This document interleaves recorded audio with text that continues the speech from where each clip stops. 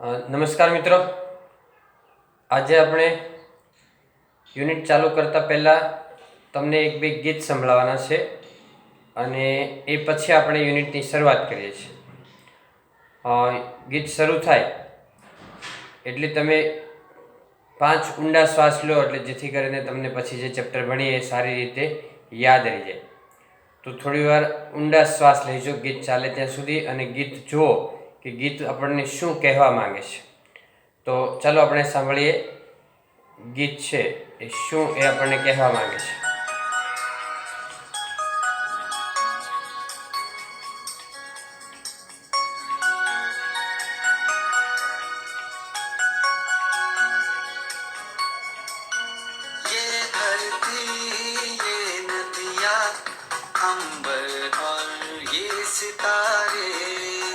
सबसे है जीवन, जीवन के हैं सहारे.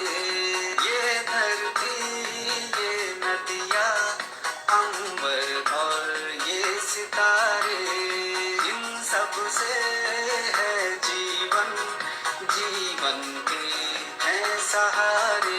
हम खाए कसम इन्हें है बचाना. ઓકે, તો આવું જ એક બીજું ગીત સંભળાવું છું, એ પણ તમે ધ્યાનથી સાંભળો અને એ ગીતનો મેસેજ શું છે એ વિશે આપણે વાત કરવાની છે. એટલે બીજું ગીત છે રજૂ થાય છે, એ તમે ધ્યાનથી સાંભળો અને ત્યાં સુધી 1 મિનિટ સુધી ઊંડા શ્વાસ લેવાના, કે જેથી કરીને આપણા માઇન્ડ સુધી ઓક્સિજન પહોંચે અને આપણને લાંબો સમય સુધી ભણવાનું યાદ રહે. તો તૈયાર થઈ જાઓ મિત્રો.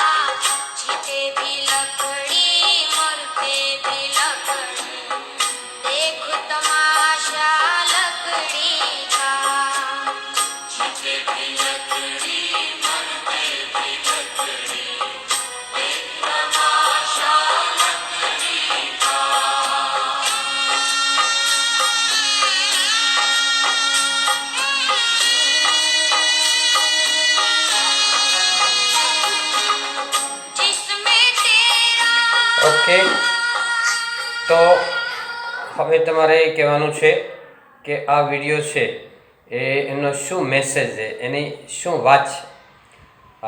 તો રાઈટ છે મિત્રો, કે એ બંને વિડીયો છે એની અંદર જે વાત છે એ એન્વાયરમેન્ટ એટલે પર્યાવરણની વાત છે, કે જીતે ભી લકડી મરતે ભી લકડી, એટલે જન્મથી લાકડાની શરૂઆત થઈ જાય, મરે ત્યાં સુધી લાકડા, ફર્નિચર, આપણે જે વૃક્ષોમાંથી જે વસ્તુ બનતી હોય એ બધી વસ્તુઓ છે એની આપણે જન્મથી મૃત્યુ સુધી શરૂઆત થઈ જાય, આપણે જરૂરિયાત પડે છે.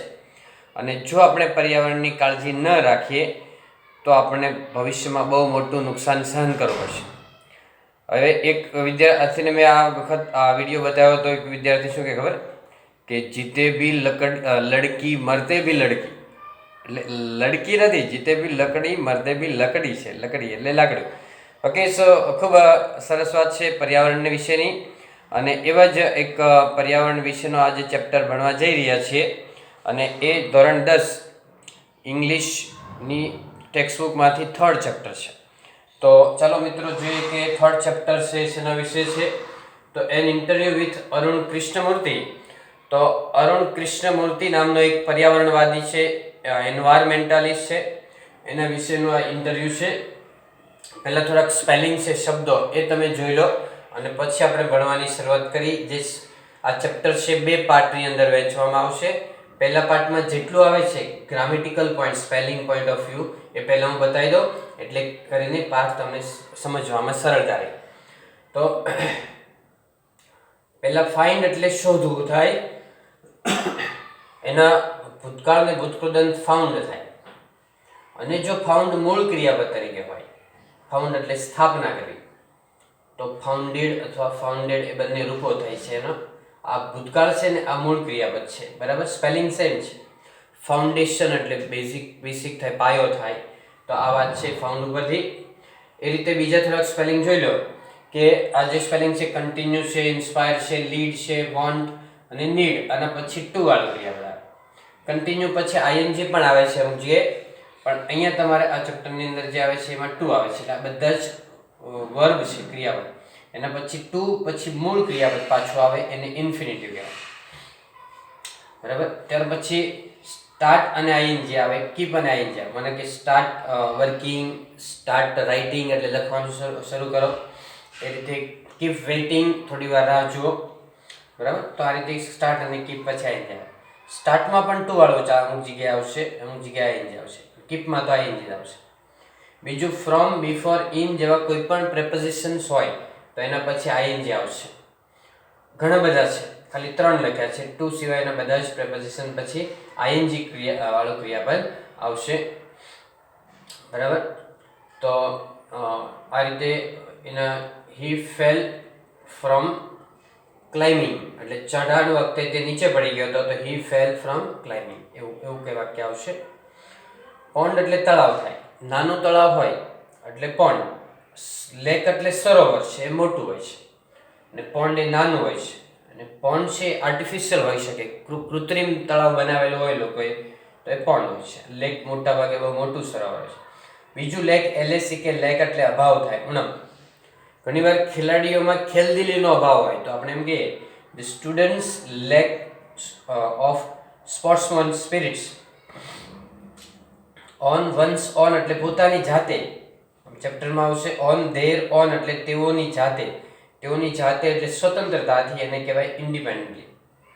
પછી કાઇન્ડ ઓફ એટલે પ્રકાર થાય, એકલું કાઇન્ડ એટલે દયાળુ છે, અહીંયા કાઇન્ડ ઓફ એટલે પ્રકાર છે. સોર્ટ ઓફ અથવા ટાઈપ ઓફ એટલે પ્રકાર. આપણે એમ પૂછવું હોય કે તમને કેવા પ્રકારના તહેવારો ગમે, તો what kind of festivals do you like, what sort of festivals, what type of festivals do you like.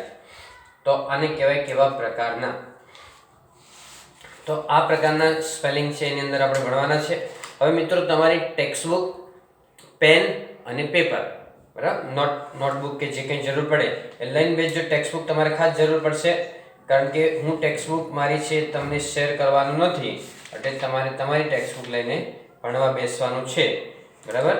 અને મિત્રો એવું પણ કહેવાય કે વર્ક ઇઝ વર્શિપ, કાર્ય ઇઝ પૂજા.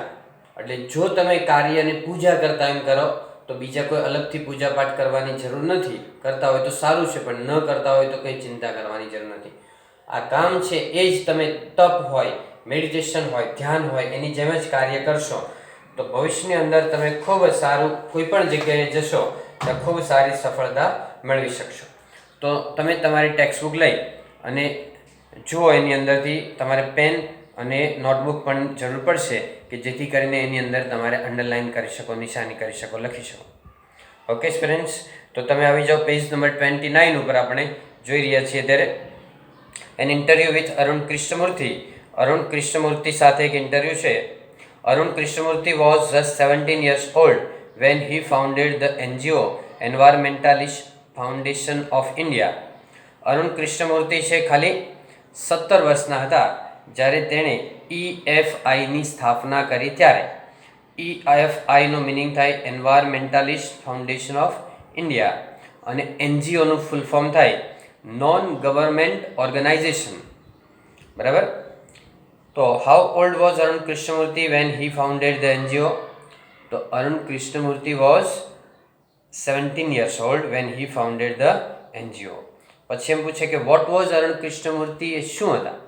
તો Arun Krishnamurthy was a environmentalist, બરાબર. તો આ રીતે નાના નાના ક્વેશ્ચન પણ એમાંથી પૂછાઈ શકે. Beginning with the turtle walk, a move to save turtle eggs and young hatchings in Chennai. Today, Arun and his team of volunteers have cleaned beaches and various water bodies in Chennai, Hyderabad, Delhi, Coimbatore and Puducherry. Puducherry એનું જૂનું નામ હતું પોંડિચેરી, અત્યારે એનું નવું નામ છે પુડુચેરી. તો ટર્ટલ વોક એટલે કાચબાની ચાલે ધીમે ધીમે શરૂઆત કરી. પહેલાં શું કરી હતી તો એને કાચબાના ઈંડા બચાવવાની શરૂઆત કરી. એના બચ્ચા હેચ એટલે સેવન કરવું, ઈંડામાંથી બચ્ચું બહાર આવે તો એને કહેવાય હેચિંગ. તો એના બચ્ચાને બચાવવાની શરૂઆત કરી. કઈ જગ્યાએ તો ચેન્નાઈની અંદર, બરાબર. અને પછી એમની ટીમ છે અરુણ કૃષ્ણમૂર્તિની ટીમ આખી સ્વયંસેવકોની, એમણે વિવિધ જળાશયો, બીચ, દરિયા કિનારાઓ છે ચેન્નાઈ, હૈદરાબાદ, દિલ્હી, કોઇમ્બતુર, પુડુચેરી વગેરેમાં એમણે બધાએ સફાઈનું બહુ મોટું કામ કર્યું હતું. એકવાર રિપીટ કરું છે સેન્ટેન્સ કે beginning with the turtle walk, a move to save turtle eggs and young hatchings in Chennai. Today, Arun and his team of volunteers have cleaned beaches and various water bodies in Chennai, Hyderabad, Delhi, Coimbatore and Puducherry. તો શરૂઆતમાં કાચબાની ચાલે એટલે ધીમે ધીમે એને કાર્યની શરૂઆત કરી હતી.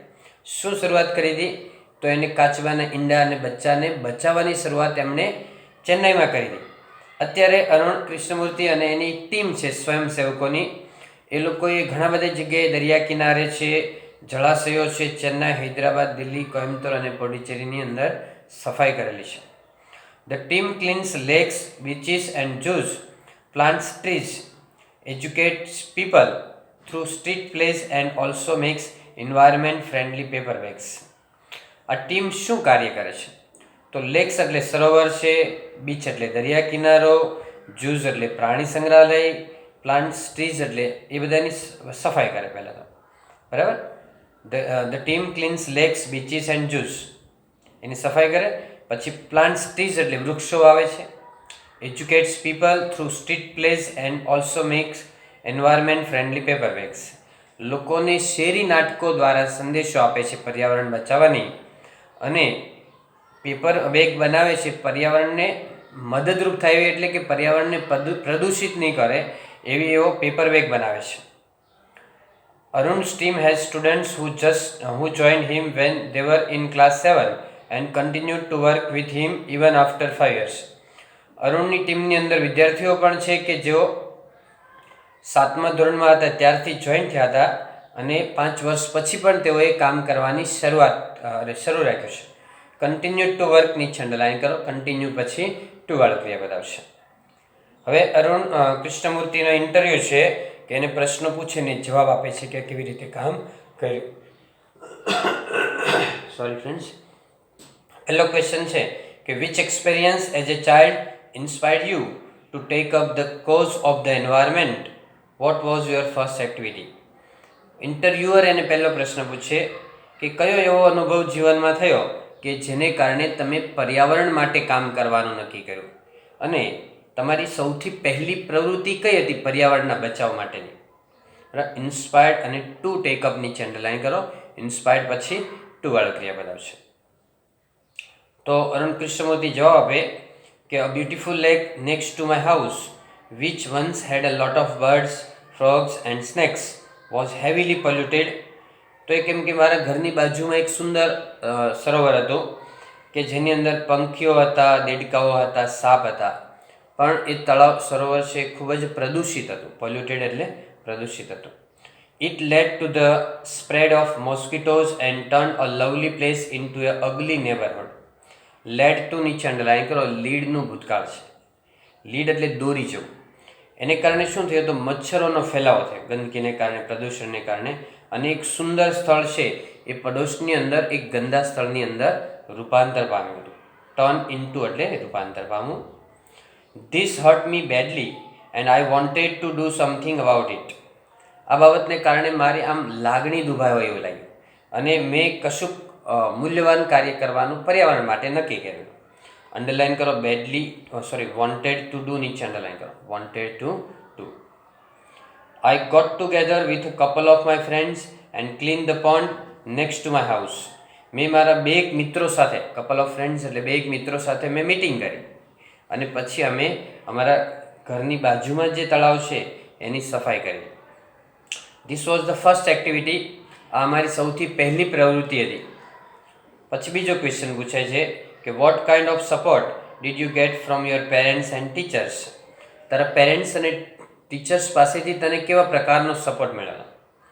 Was there any conflict between study time and activism. શું તારા અભ્યાસની અંદર અને આ પ્રવૃત્તિમાં, પર્યાવરણને લગતી પ્રવૃત્તિમાં કંઈ તારે સંઘર્ષ થતો હતો, કંઈ તકલીફ પડી હતી?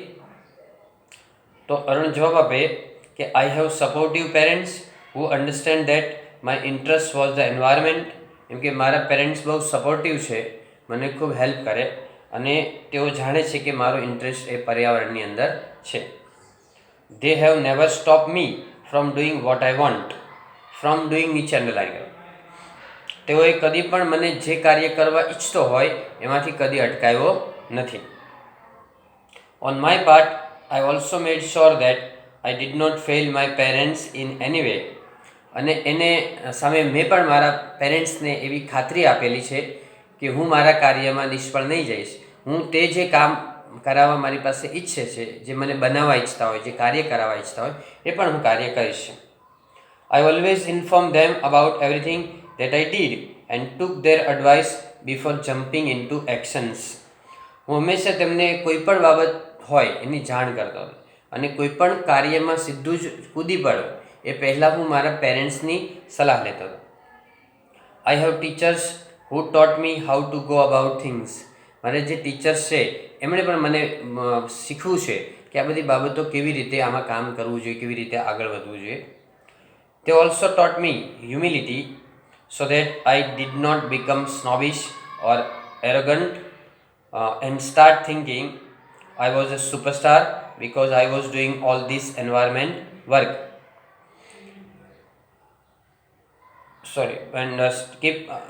Because I was doing all this environment work. બરાબર છે. ચાલો, તો તેઓએ મને એ પણ શીખવું છે, ટીચર્સે માનવતા શીખવી છે કે જેથી કરીને મને અભિમાન ના આવી જાય, ઘમંડ ના આવી જાય. એરગન્ટ એટલે અભિમાન થાય, સ્નોબિશ એટલે ઘમંડી અને એરગન્ટ એટલે અભિમાન થાય. બંને સમાનાર્થી શબ્દો જેવા છે. અને સ્ટાર્ટ થિંકિંગ નીચે અંડરલાઈન કરો. Start thinking. અને હું એવું વિચારવા ન માંડું કે હું સુપરસ્ટાર છું ને મારા લીધે જ આ બધું મોટું કામ થાય છે, એવું વિચારવા ન માંડું. એવું મને મારા ટીચરે શીખવું છે. હ્યુમિલિટી એટલે માનવતા શીખવી છે. I was doing all this environment work. They taught me to be simple and keep learning all the time. મને મારા ટીચર્સે એવું શીખવું છે કે એકદમ સિમ્પલ રહેવાનું છે અને હંમેશા શીખતા રહેવાનું છે. કીપ લર્નિંગ નીચે અંડરલાઈન કરો. કીપ પછી આઈએનજી થાય. I am not an activist, I am an environmentalist. હું સામાજિક કાર્યકર નથી, હું પર્યાવરણવાદી છું. I have learn so much by doing this work. મેં ઘણું બધું કામ કરીને હું શીખ્યો પણ ઘણો છું. બાય ડુઈંગ નીચે અંડરલાઈન કરો. બાય પછી આઈએનજી આવે એટલે. પછીનો થર્ડ ક્વેશ્ચન છે કે how did your school and college further your interest. તારે સ્કૂલ અને કોલેજની અંદર તું તારો ઇન્ટરેસ્ટ છે એને કેવી રીતે કન્ટિન્યુ રાખી શક્યો હતો?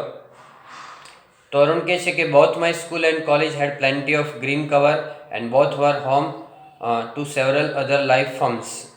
કે મારી સ્કૂલ અને કોલેજની અંદર પણ પુષ્કળ ગ્રીન કવર હતું, હરિયાળી હતી અને બંને જગ્યાએ કેટલાક જીવો, નાના નાના જીવજંતુઓ, જીવડાઓ છે એ જોવા મળતા હતા. This made me understand there importance, how beautiful they are and why we need to protect them. Need to protect નીચે અંડરલાઈન કરો. નીડ પછી ટુ વાળું ક્રિયાપદ આવે અને પ્રોટેક્ટ એટલે રક્ષણ કરવું છે. અને એને કારણે એમ કે મને પર્યાવરણનું મહત્ત્વ સમજાયું. ચારે બાજુ ખૂબ પર્યાવરણ હતું, લીલોતરી હતી એટલે, અને મને ખ્યાલ આવ્યો કે મારે આ બધાનું રક્ષણ કરવું જોઈએ અને આ બધી બાબતો કેટલી સુંદર લાગે છે. These animals are on their own, find their own food and are always active on the move and never lazy. આ પ્રાણીઓ છે, જીવજંતુ, એ બધા જ છે સ્વતંત્ર છે, તેમના ખોરાક મેળવવામાં બાબતમાં સ્વતંત્ર છે. તેઓ હંમેશા એક્ટિવ હોય છે, તેઓ આમ તેમ ફરતા હોય છે અને કદી પણ તેઓ આળસ કરતા નથી, આળસુની જેમ પડ્યા રહેતા નથી. લેઝી એટલે આળસ થાય, આળસુ, અને લેઝીનેસ એટલે આળસ. પછી આઇડલ એટલે આળસ થાય, IDLE, idleness. It is so positive, we have a lot to learn from them. અને એ બાબત એક પોઝિટિવ છે કે આપણને પ્રાણી, પંખી, જીવજંતુ આજુબાજુમાં છે એની પાસેથી ઘણું બધું શીખવા મળે છે. મિત્રો, બાકીનો જે ચેપ્ટર છે એ આપણે સેકન્ડ વિડીયોની અંદર જોશું. તો અહીંયા આપણે આ વિડીયો છે એ પૂરો કરીએ છીએ. આ જે વિડીયો છે એ તમારા મિત્રોમાં શેર કરજો, ચેનલને સબસ્ક્રાઈબ કરજો, લાઈક કરજો thank you very much. That's all friends.